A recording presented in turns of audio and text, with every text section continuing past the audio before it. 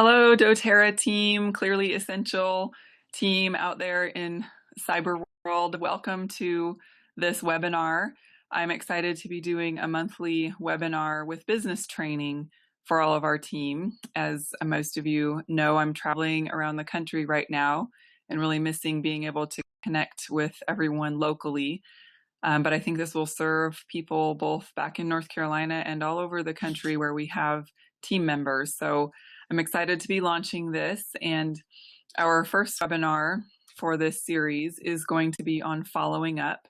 So I have asked a dear friend to join us and give us some tips from her vast experience with following up. She has had lots of great success with following up. She's also had disappointments and setbacks that she can share, but she's learned a lot along the way about the best ways to follow up. And she's just so consistently good at this, and it has helped her grow into an amazing leader with a wonderful team that she supports so well. And she shared this training with us at the Elite Retreat that we had in North Carolina this August of 2015. So I wanted to get to share it with everyone on our team who wasn't there. And even if you were there, I know that this will continue to bless you in your business and help you to think about follow-up and how we really need to put so much of our focus on that and why, and the best ways to do that. So I know this will empower you. I'm excited to invite Laura Garcia on the call with us. She is one of the first people who I actually introduced the oils to and sampled with some of my Breathe oil that I had just received in my very first order when I enrolled. So it's exciting that she has been along on this journey with me and is such a great leader. So I'm excited for her to share this training with you and a little bit of her heart and her story. And I'm going to just turn it over to her. I'm going to turn off the webcam so everyone can see the PowerPoint, and we will welcome questions on the Facebook thread or via email. Since this is a recording, we won't have time for question and answer live, but we will welcome that later. And there will, of course, as always, be a drawing for a free oil or product for everyone who listens by a certain date. So make sure to comment that you've listened at the end, and just sit back and take some notes. I really encourage you to try to be able to be in a quiet place where you can listen and focus and take notes as you do these webinars. I know sometimes that's not always possible. You might be multitasking, but this is one I think you'll really want to be able to retain, remember, and jot down some things from. So I encourage you to do that. And without further ado, I'm going to welcome Laura Garcia to start her training. Thanks for being here, Laura. Well, thank you, Crystal. It's a pleasure and honor to be able to share this with you. So thank you for inviting me to do this. So I guess what I want to start off with is just for all of you to think back. What was your life like when doTERRA was first introduced to you? Were you looking for natural solutions for your health issues for you or a loved one? Were you oblivious to natural solutions, a lot like I was? Were you working a job you loved or a job that you hated? Were you busy homeschooling? Were you busy homeschooling your children and tending to the needs of your husband and family?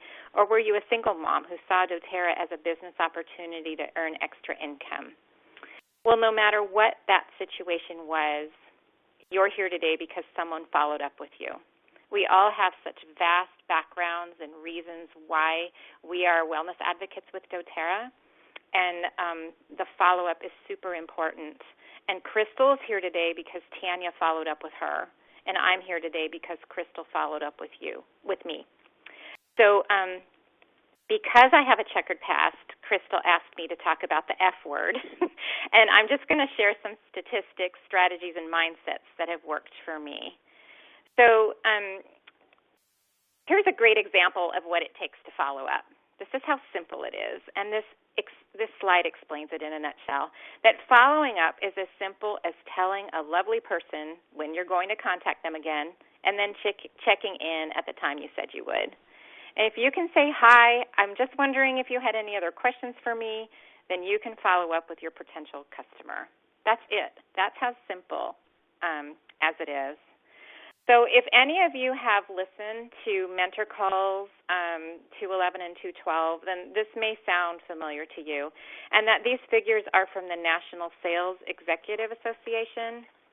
Reading this on the slide is that 48% of salespeople never follow up with their prospect. And that totally blows my mind. It just blows my mind that there are people out there who are in the sales world, and that's 48% of them. That's a high number. 25% of salespeople make a second contact and stop. 12% of salespeople only make 3 contacts and stop. Only 10% of salespeople make more than 3 contacts. And 2% of all sales are made on the first contact. 3% of sales are made on the second, 5% on the third, and 10% of all sales are made on the fourth contact. So what this is saying is that after 4 contacts, only 20% of all sales are made. Still a very low number. And what that really says is that 80% of all sales are made after 5 to 12 contacts. So contacting and recontacting and continuing to follow up is very, very important. After 3 contacts, though, most people become worried, and they don't know what to say next, and they feel like they're bothering or they're bugging their prospect, and they don't want to go any further. 10% of salespeople generate 80% of sales. And why is that? Because, like I said earlier, 48% never follow up, and these 10% never give up. So in a few minutes, I'll be covering some strategies that have worked for me and how you can be that 10% that never give up so we can have some success with our follow-up. So I really, like I said before, encourage you to listen over and over again to those mentoring calls, and with time it will become second nature, and it really does work. So why people don't follow up beyond 3 contacts? Because we don't like to hear the word no. It's a big red and white no right in front of us. We're afraid of hearing it. We have to complete, though, certain steps to have a successful business. It's just like baking a cake, building a building. That follow-up is one of them. It's just a step we have to do. And no is really an important word in sales and recruiting. And like it's referred to in that mentor call, is that mostly speaking, no means not now or I'm too busy to think about it. We do have so much to offer people in the realm of natural solutions, and we just need to be patient. But it could mean that they're telling you that my spouse won't let me, or I'm afraid of moving forward. It could even mean I don't trust you, I don't want to work with you. So let's make sure that we're always genuine in our approach.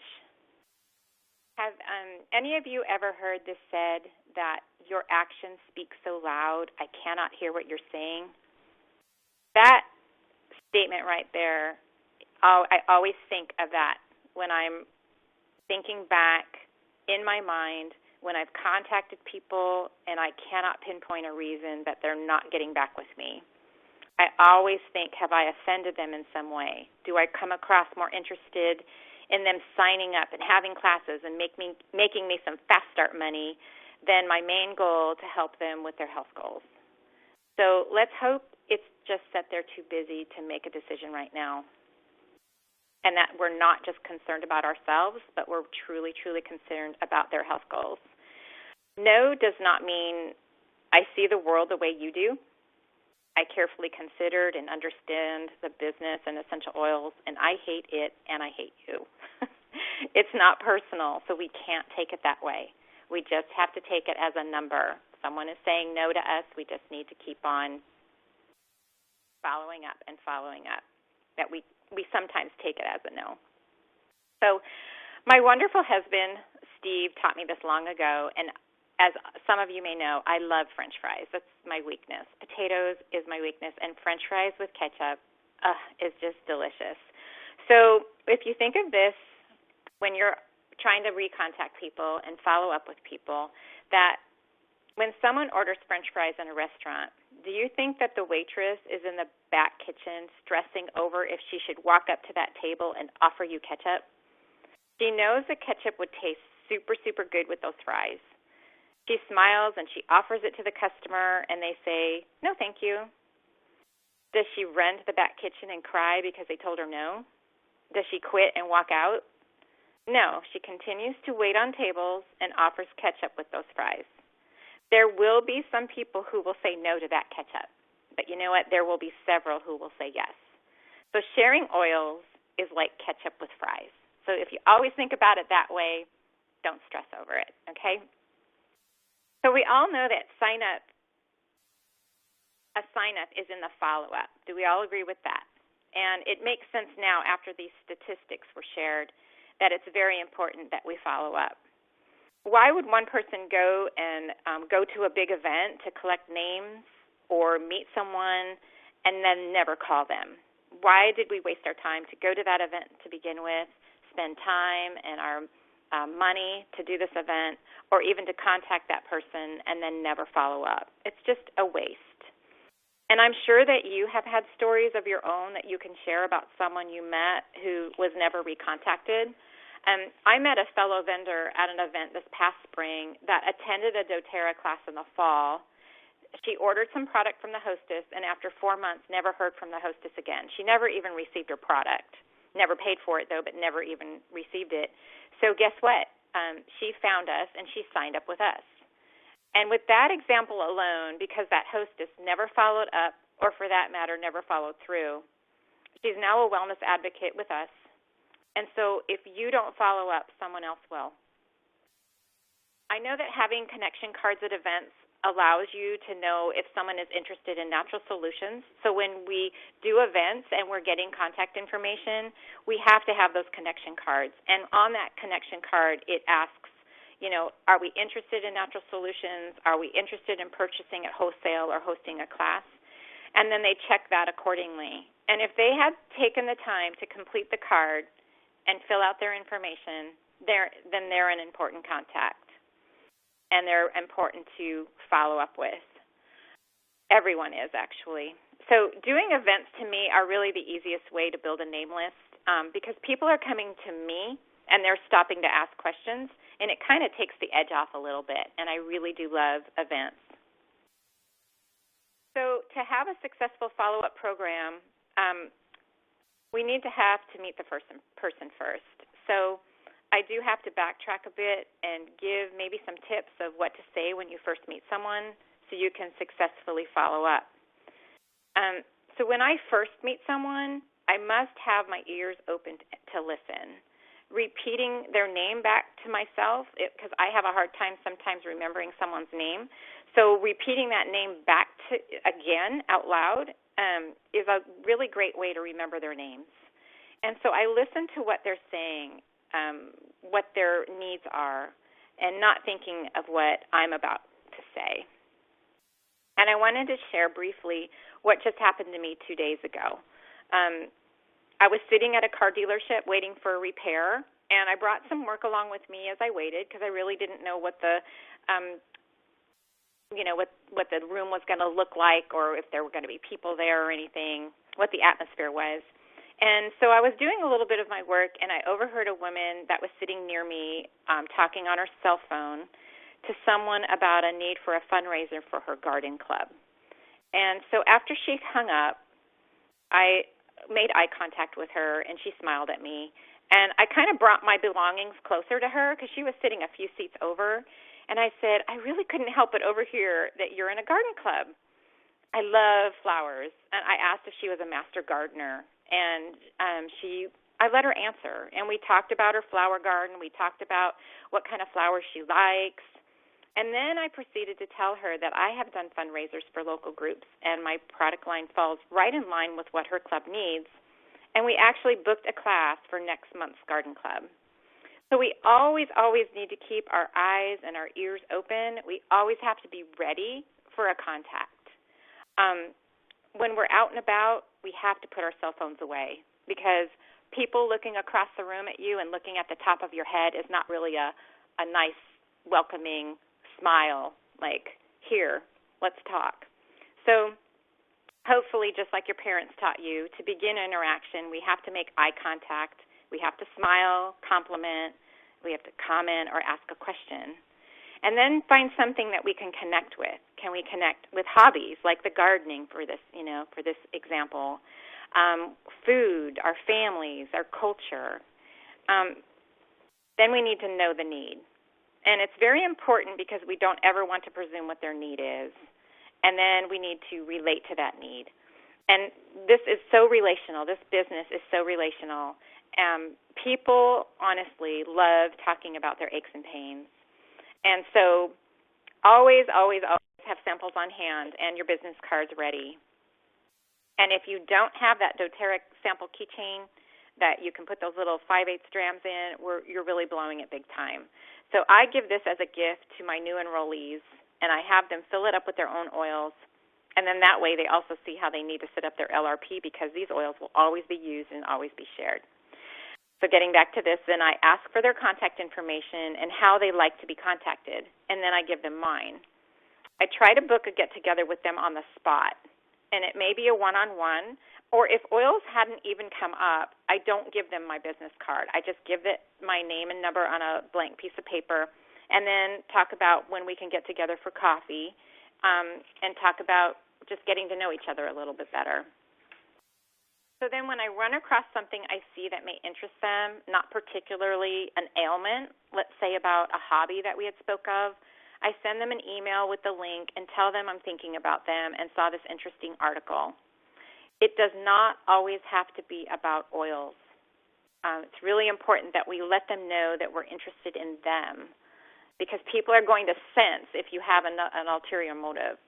So it's so relational, like I said. So I'm going to just share some relational successes that I had. That I did an event last year, that was in 2014, and followed up with 15 contacts from that event.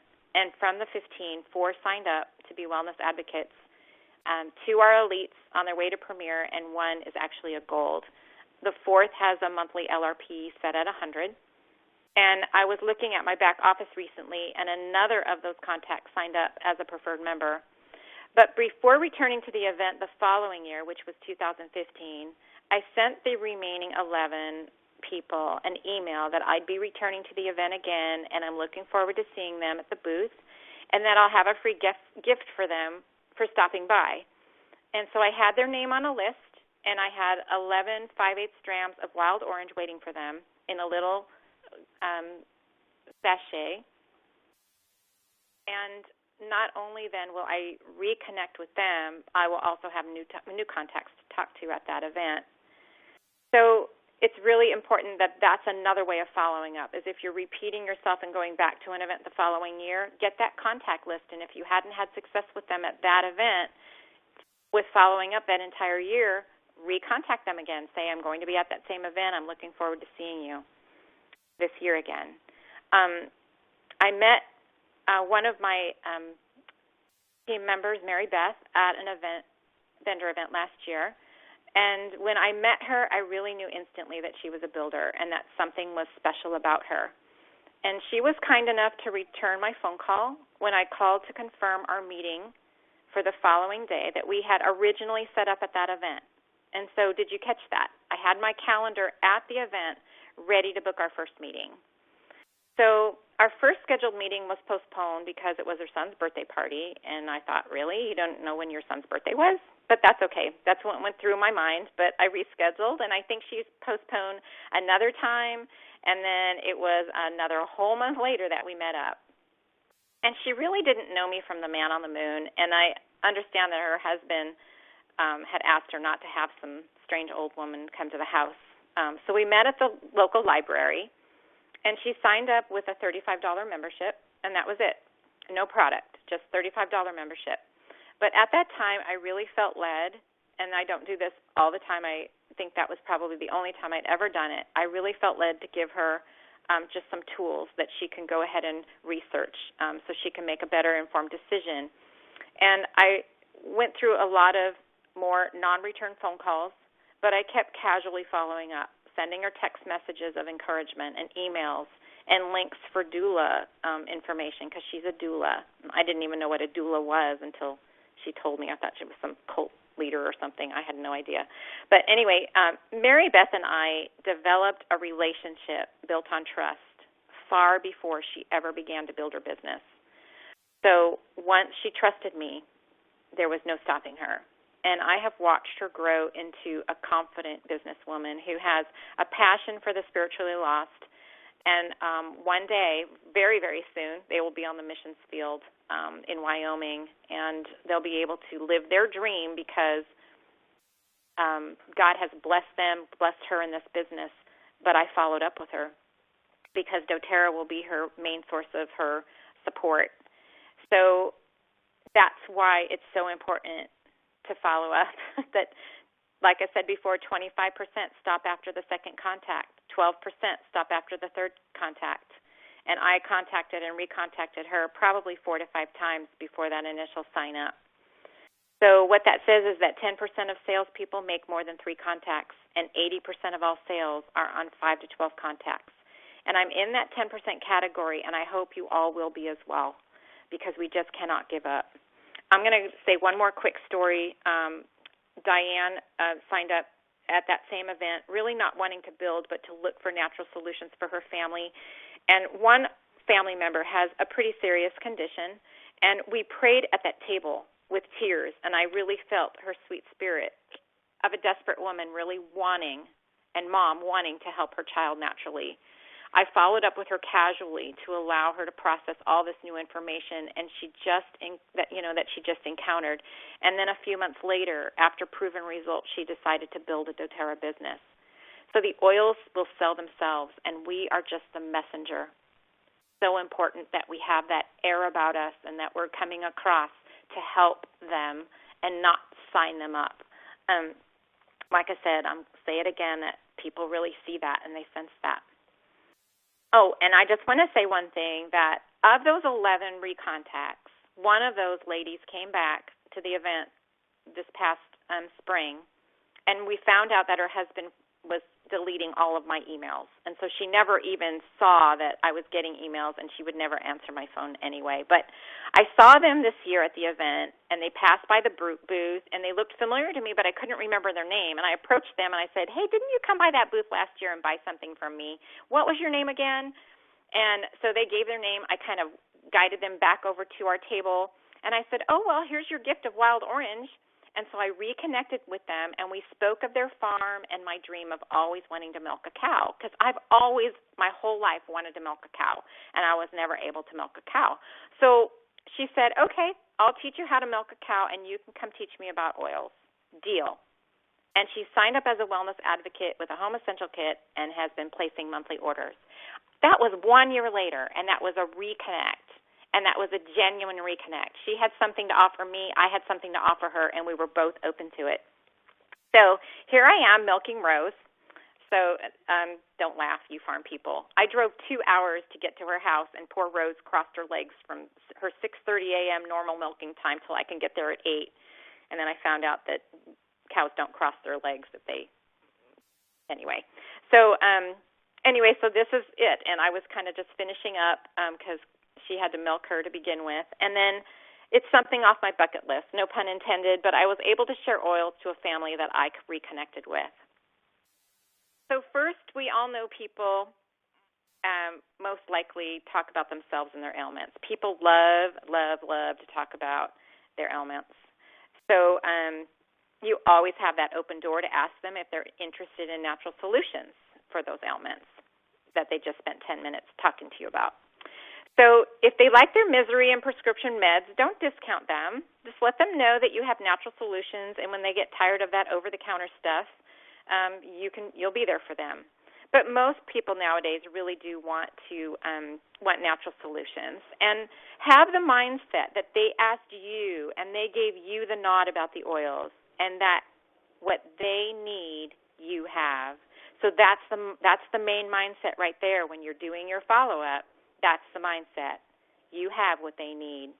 So when I first meet someone, I make sure I get their contact information, and I set a time then when we could meet for coffee. I found recently, though, that people really hesitate to give you their numbers, that they'd rather give you their email addresses. But ask them for it anyway. What does it hurt to ask? Hey, I needed that phone number there. And, how do you like to communicate? Do you like to communicate via text or phone or email? And so just ask them. and then communicate with the way that they want. Next, it's really crucial to have a follow-up system, and sticky notes is not a system. So this is what I use to keep track of my prospects. It's kind of a profile contact sheet, and Crystal's going to have that available to you if you want. And I place them in a 3-ring binder. I place these blank sheets in a 3-ring binder, and I label it Future Wellness Advocates. And so I get this blank sheet, and when I get home from getting a contact, I fill out the contact sheet with as much information as I can. I write down the date we met, where we met, what we talked about, how many children they have, what ailments they have, what samples I gave them, the best time to call.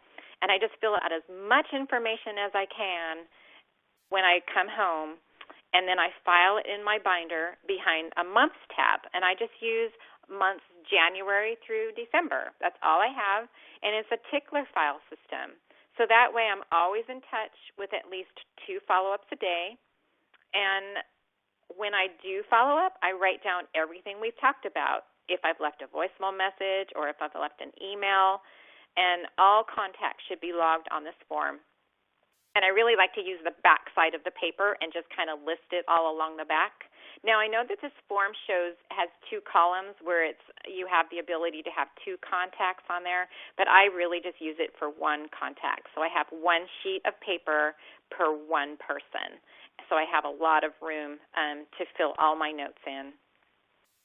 And so when I worked for the school system years ago, I set up a tickler file to inform parents when their child's immunizations were due and possible school exclusion 2 weeks before that due date. And so I did use that tickler system, but I used index cards, and I logged every contact, whether it was by phone or letter, and there was no email back then, so I couldn't have done it that way. And so anyway, that's a great follow-up system, is to keep that in a tickler file and just keep rotating those contacts. If you've made a contact in January and you've had no success, then put them behind March and recontact them again, and always have a consistent follow-up system that way. And then that sheet does not leave my binder unless they've signed up or have passed away. So the door is always open. And I call this binder the Future Wellness Advocates for that very reason alone, that one day they will be a future advocate. So when they've signed up, I book a time to meet the follow-up the following week so I can show them how to use the oils and set up their LRP. And I kind of go over the 3 pathways to see where they are. And if they're not builders or sharers, I email them in my monthly newsletter and follow up around the 15th of every month with a personal email or phone call. But I do speak with my builders every week. So here we are with our first touch. First touch is when you give someone a sample, let them know you'll call them in a couple of days. And so mention to them that not all oils work the same on all people, so another oil may have better results. And then remember to get their contact information. And then within 48 hours, you need to follow up. So when you talk to them, don't say, what did you think of that oil I gave you? Because it's really too open-ended. What you really need to say is, did you get a chance to use that oil I gave you? And then name the oil. And if they said yes, well, what did you like best about it? If they say no, I haven't had a chance, okay, well, why don't you try it tonight and give a little bit more in-depth instruction on how to use it, and then ask them if it's okay to call them to see how it worked. If it didn't work, then say, well, not oils work the same on all people. How about I send you this instead? So that's always a great first touch. Our second touch is I always send a doTERRA video to watch or an essential oil link or something on the doTERRA website or Facebook page or the doTERRA blog that I can share with them. So that's the second touch. And the third touch is I invite them to a class or a special event, or I do a one-on-one wellness consultation. I personally do not offer incentives right out the door. For those who are new to oils, my approach personally is a bit more subtle. I really like to find out what their needs are and try to customize that perfect solution for them. I'm a very relational person, so it's important for me that I want them to feel comfortable that they can rely on me to try to curtail and make a perfect solution for them. So whether it be a kit or the wholesale fee and customizing their order with the oils, either way is good, but I, of course, like to lean them towards the purchase of a kit, but that doesn't always happen that way. This next information here I thought was very, very valuable. I got it from somewhere online via a Facebook post that Kay had shared, but I really cannot find that web page to give people credit, so I'll say that I got this brilliant information from her. And maybe we can ask Kay to pass that link along. But when you're making your phone calls, we never want to use the term, I'm just checking in, or I'm just touching base. When you leave a message, these prospects will delete them in a nanosecond. And worse yet, they see you as being a pesky salesperson, and it's not very personal. So to keep sales momentum alive, you need to provide value on every interaction and even on a quick follow-up call. So this means you have to rethink your entire callback strategy. So first, what we need to do is we need to reemphasize the value of our business value. Your contacts will only change because of the impact you have by introducing them to essential oils and remind them of how you can help them. There will be disappointments, as with any sales business, and I have experienced it a lot, but I never give up. The age, though, of caller ID is very convenient for people just to ignore the calls. But you can leave a message saying, Susie, you mentioned to me it was important that you have natural solutions for your health. So let's set up a time and see how I can help you with that. We need to share ideas and insights. And your contact will want to work with someone who's always thinking of ways to help them with natural solutions. So be that person with the tools to assist them in answering their questions. You might say, Susie, I've been thinking more about what you told me about this ailment that you have, let's say. And I thought you might be interested in this oil, maybe, because someone else I know was dealing with the same challenge. Do you have a few minutes to talk? So that's another way, just sharing your ideas, sharing your insights. And continue to educate. Number 3 is continuing to educate. Sometimes contacts will ask themselves if it's really worth the effort to change. From the outside, you're really not going to know, but you can help by giving them more reasons to change. You can say, Susie, I know it's hard to change from the old ways of thinking, but here are some articles that can help you make better decisions. Let's set up a time that we can talk over coffee. So we have to continually provide value, even though they said they were interested, even though they told you to check back with them next week, and even though they told you, yes, I want to sign up. Be direct and to the point of your call. Become an asset to their decision process, as that is when they'll want to work with you, because sometimes people just don't know what they want to do. So we need to help them with that decision. So unless they flat out tell me, leave me alone, and they've issued a restraining order against me, I will continue to talk to them about oils casually, and I'll invite them to classes and events, and I keep them on my email list, and I stay in touch. So until they tell this to me, till they say this to me, they're still on my list. In summary, we need to be genuine with our motives, and our motives need to be pure. Make sure that you contact within 24 to 48 hours. Find something in common. Schedule a meeting time, and say thank you. Stay in touch. And yes, there will be times where those who said they were interested don't return the phone calls or the emails, and they avoid you like the plague. That happens all the time. But depending on the circumstances, I either ask them if they would like to be removed from my email list, or if I leave a voicemail message, or if I see them in person, I can say, Susie, if you're no longer looking for natural solutions for your health issues, please let me know. I never want you to feel you have to avoid me or ignore my calls and emails. The reason I continue to email or call you is that you told me you were looking for natural solutions. So really, no hard feelings, and you will really find this to be liberating. because it really puts the ball back in their court. And so when you see them in public again, you can approach them and tell them how beautiful the weather is, or you can say Merry Christmas, and you can keep a smile on your face, because sometimes them seeing that pressure that they put on themselves is off will draw them back to you. And you know what? That is exactly what happened today right before I got on this call. So it works.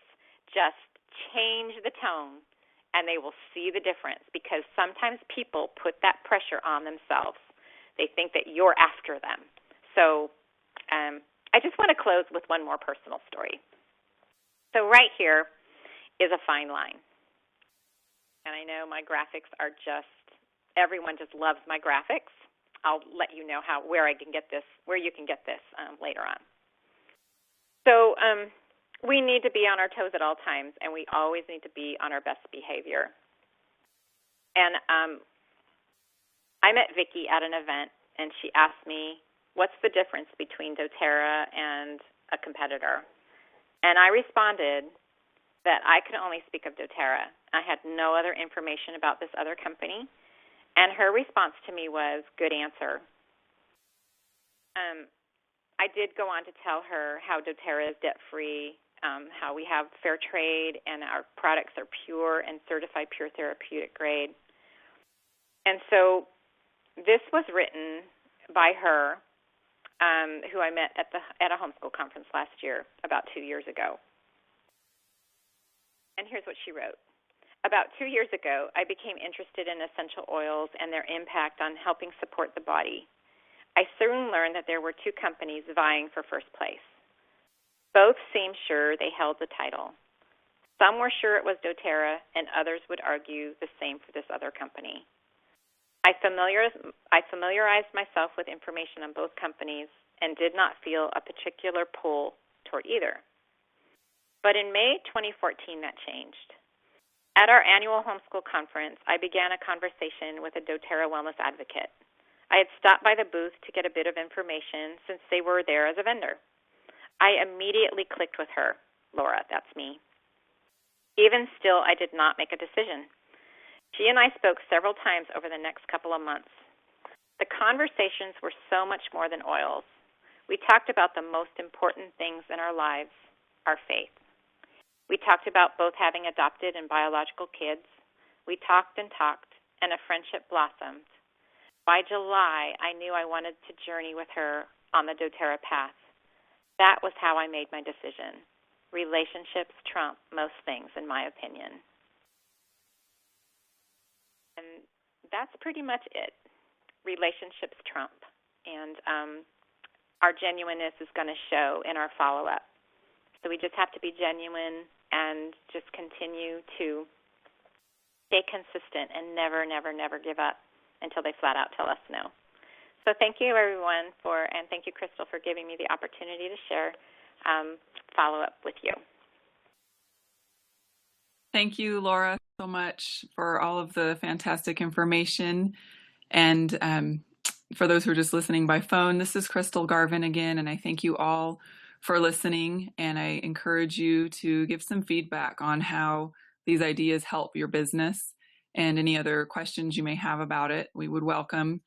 I know that some of you may be really adept at using some sort of electronic follow-up program or app, and that's wonderful. I don't want anyone to think that you all have to do things exactly how Laura does, but I wanted her to share how she does it because so many people have asked. And sometimes just going back to pen and paper helps different people, whereas for other people, it's too chaotic and they really love doing things in their apps and their electronic programs. And I just say, whatever works for you. Either one is great as long as you're doing it, as long as you're following up, as long as you're keeping track and have some sort of system. Some of us argued that maybe sticky notes could be a system depending on the organization of them. But I do love that, not having some kind of system is not going to work, and sticky notes all over the house that can get lost or taken by small children or things like that. That's really not a great system. Although you can make a system with sticky notes. There's even Pinterest things about that. So whatever works for you, just do something to keep that organized, to keep your thoughts together, to keep on track how often you are going to follow up, and then do what you say you're going to do. I think that's a really important point that Laura brings up. Tell people, I'm going to check back with you on this day, or ask when is a good time for me to follow up with you on that, and then do it and do what you said you're going to do, and remind them if you need to, I'm just calling like we discussed, or as I promised, I'm checking back with you, to remind them you gave me permission to do that. And as long as you've given me that open door, I'm not going to be the one to shut it. You'll have to be the one to shut it. And most people honestly won't shut that door all the way. They may be intrigued. It may take them longer. Some people, it may take a year or more of following up with them before something comes of it. But don't give up on that too soon. Like she said, with those wonderful statistics, most people give up much too soon. So keep doing it. You're all doing such a great job. And I know this is going to help so many of you. I can't wait to hear about how it impacts your business and the way you think about follow-up. Thank you again so much, Laura. I love this training. It's helpful to me personally. And I thank you so much for taking time to share it with our larger team to help them in their journeys as well. My pleasure. Thank you. You're welcome. Thank you all again, and we will talk soon. Bye-bye.